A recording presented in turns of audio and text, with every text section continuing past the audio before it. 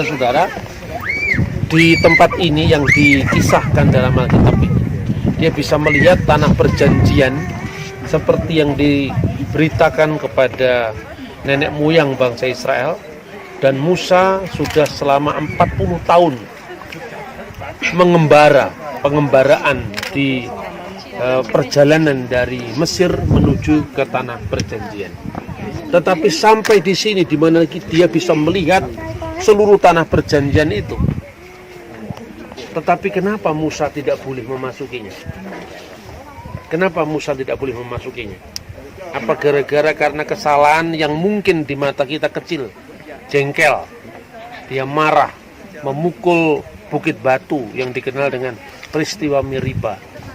Kemudian Tuhan tidak membolehkan Musa memasuki tanah perjanjian. Bukan sekedar itu. Kalau Bapak Ibu membaca, sebetulnya ada dua kisah dalam Alkitab. Satu yang dicatat di dalam kitab yang berbicara tentang Masa dan Meriba. Lalu yang kedua, Meriba yang ada di Kades, yaitu di wilayah ini. Pada peristiwa pertama itu, begini, ada dua kata Meriba dalam bahasa Ibrani. Tetapi Septuaginta, yaitu Alkitab dalam bahasa Yunani, kata Meriba yang ada di Yordan diterjemahkan itu sebagai tempat mencobai. Ya, karena apa? Di mata Tuhan sebetulnya Musa melakukan kesalahan. Kesalahan apa? Ketika orang Israel melihat orang Israel dia bersungut-sungut. Di Mesir kita hidup enak. Ada air, ada buah-buahan, ada makanan. Lalu ketika Tuhan membawa kita ke sini, di sini tidak ada air, tidak ada makanan. Lalu kita mau dibawa kemana? Marahlah orang Israel.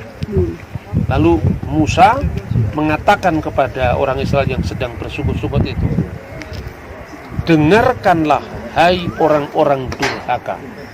Dan kata yang diterjemahkan dengan dengarkanlah hai orang-orang durhaka itu di dalam bahasa Ibrani simpuna hamurim. Dengarkanlah wahai orang-orang pemberontak. Dengarlah wahai orang-orang durhaka. Apakah kami harus mengeluarkan air dari bukit batu itu? Hai orang-orang More, orang-orang durhaka, apakah kami harus mengeluarkan air dari bukit batu itu? Itu dalam kitab Bilangan pasal 20 ayat 10. Siapa yang mengeluarkan air? Musa atau Tuhan? Siapa yang buat mujizat? Musa atau Tuhan? Itu kesalahan yang paling serius. Kamu telah melanggar kekudusanku di depan umat Israel. Jadi di mata Musa yang memberontak adalah orang yang bersungut-sungut tadi. Tapi di mata Tuhan Musa lah yang sesungguhnya pemberontak. Karena apa? Dia mencuri kemuliaan Tuhan.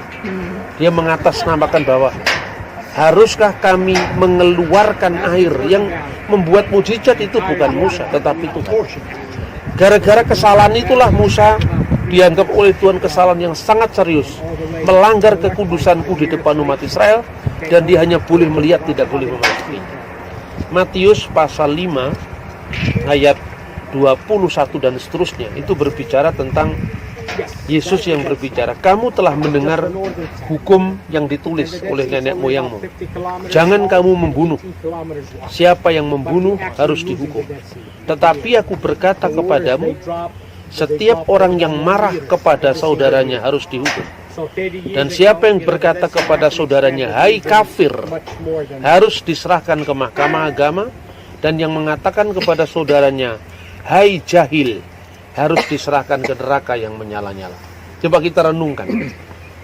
Kata jahil dalam bahasa Indonesia itu artinya tidak seserius apa yang disampaikan dalam teks bahasa aslinya. Kata jahil itu seperti usil, padahal bukan itu maksudnya. Mungkin lebih dekat dengan bahasa umat Islam, jahiliyah. Jadi di situ ada pemberontakan, kebodohan, tapi pemberontakan, perlawanan terhadap Tuhan. Dan itu di dalam teks bahasa aslinya juga digunakan kata more, persis sama dengan dosa Musa yang dicatat dalam Bilangan pasal 20 ayat 10. Jadi sekalipun Tuhan Yesus itu bicara sehari-hari memakai bahasa Aram, tetapi banyak ungkapan Ibrani muncul di situ. Dan sekalipun Alkitab tertulis dalam bahasa Yunani, tetapi banyak ungkapan-ungkapan Aramaik yang muncul dalam Injil. Misalnya kata kurban, Eli Eli lama sabaktani, Etfata atau Evata, Gabata, Hakaldama, Maranatha, itu bahasa Arab. Nah, di sini Tuhan Yesus juga menggunakan satu kali bahasa Arab. Dalam bahasa Aramaiknya yang dicatat dalam teks Alkitab yang disebut Pesita. Pesita itu Alkitab dalam bahasa Aram, bahasanya Tuhan Yesus. Itu ditulis begini. Wikul denimar le aku he raka mihayabhu le knusta. Dan siapa yang mengatakan kepada saudaranya, hai kafir raka, maka dia diserahkan ke mahkamah agama. Apa salahnya mengucapkan kata raka? Dan raka itu diterjemahkan tepat dalam bahasa Indonesia kafir. Artinya apa? Itu caci maki teologis. Ada satu contoh di dalam buku Talmud yang menceritakan begini. Ada orang Yahudi berdialog dengan orang Goyim. Goyim itu Gentile, non-Jewish. Dia mengatakan, mengecek orang Yahudi tadi. Di rumahku ada makanan yang siap disajikan untukmu, daging yang segar. Daging apakah itu? Terus si non-Yahudi tadi mengatakan, daging babi yang segar, yang sudah dimasak untuk kamu. Lalu Yahudinya marah, dan dia menggunakan kata-kata raka. Tidak sepantasnya orang Yahudi makan bersama orang kafir seperti kamu. Jadi kata raka itu artinya caci maki teologis. Itu di mata Yesus sudah salah. Barang siapa mengatakan kepada saudaranya kafir, dia diserahkan ke mahkamah agama. Karena apa? Seorang yang mengkafir-kafirkan orang lain, itu sesungguhnya mengadili keyakinan orang itu. Dan itu awal dari tindakan kekerasan. Pertama, kekerasan diawali apa? Kekerasan verbal, kekerasan omongan yang dimotivasi oleh pandangan teologis bahwa kamu tidak boleh hidup karena kamu salah. Padahal yang menilai salah atau benar itu hanya Tuhan. Nah, sekarang ini kata kafir itu di Indonesia menjadi kata yang sangat politis. Yang tidak setuju dengan pilihan presiden tertentu kafir gitu loh. Itu sebetulnya sudah diantisipasi dalam Alkitab. Pertanyaannya sekarang, apa hubungannya kafir dengan pembunuhan? Siapa yang membenci saudaranya harus dihukum? Membenci yang terus-menerus itu gampang sekali jawabannya. Karena kalau kita belajar kitab undang-undang hukum pidana, yang namanya pemberatan pidana, sanksi pidana itu kan karena niat batin yang jahat kan. Kalau misalnya seorang tidak berniat merampas nyawanya orang lain, dia kena pasal 338, pembunuhan biasa. Tetapi kalau di situ ada perencanaan, berarti dia memiliki suasana batin, niat yang lebih jahat ketimbang sekedar membunuh. Membunuh karena spontanitas, tujuannya memang membunuh, itu pembunuhan. Tapi kalau Anda gregetan, tidak berniat membunuh, nempeleng orang, orangnya punya sakit jantung, kemudian mati, itu penganiayaan ringan yang menyebabkan kematian. Kalau Anda menganiaya, tidak ingin membunuh, tapi orang itu mati, penganiayaan yang menyebabkan kematian. Tetapi apa artinya pembunuhan berencana kok lebih berat? Karena niat batin untuk menimbang-nimbang itu kan masih ada. Itu dalam bahasa Belanda, kalau dalam KUHP disebut met bedah tenrada, itu ada waktu untuk menimbang-nimbang. Menimbang-nimbang jadi apa enggak, jadi apa enggak. Tapi kalau orang membunuh sudah nyiapkan golok, menyiapkan tali, nanti dibuang di mana. Itu kan berarti suasana jahat itu terpelihara lama. Itu pembunuhan berencana. Jadi kalau pembunuhan dengan rencana jahat itu gampang jawabannya. Tapi pembunuhan dengan pengkafiran apa? Di dalam buku Talmud yang disebut Pirkei Avot, yaitu etika bapak-bapak bangsa, itu disebutkan gini. Untuk apa Taurat diberikan kepada Musa? Taurat diberikan kepada Musa di Sinai. Dari Musa lalu diberikan kepada Yehosua bin Nun. Di ayat tadi dikatakan Musa menumpangkan tangannya kepada Yosua dan dia meneruskan misi kenabiannya itu kepada Yosua. Ada alih generasi. Maka Musa hanya melihat tanah perjanjian, Yosua yang meneruskannya. kan begitu. Lalu Yosua memberikannya kepada Seknim, tua-tua bangsa Israel. Tua-tua bangsa Israel memberikan kepada Nevim, para nabi. Nabi kemudian memberikan kepada Enas, Kneset Hagedolah, memberikan kepada seorang yang ditugasi menjadi hakim di Kneset. Makanya dikatakan, barang siapa yang mengatakan Wikul denik marle akuhe raka mehayabhu lagus kenusta. Barang siapa yang mengatakan kepada saudaranya kafir, dia diserahkan ke kenusta. Kenusta dalam bahasa Arab itu Kneset. Kneset itu artinya mahkamah agama. Dalam bahasa Ibrani modern, Kneset artinya parlemen. Tapi dalam konteks Alkitab, Kneset itu adalah mahkamah agama. Di mahkamah agama itu berat diadili. Untuk apa Taurat diturunkan? Pertama, untuk pertimbangan hukum pengadilan. Kedua, untuk mengajar edukasi. Dan yang ketiga, seyak la Torah, membangun pagar untuk Taurat. Apa artinya membangun pagar untuk Taurat?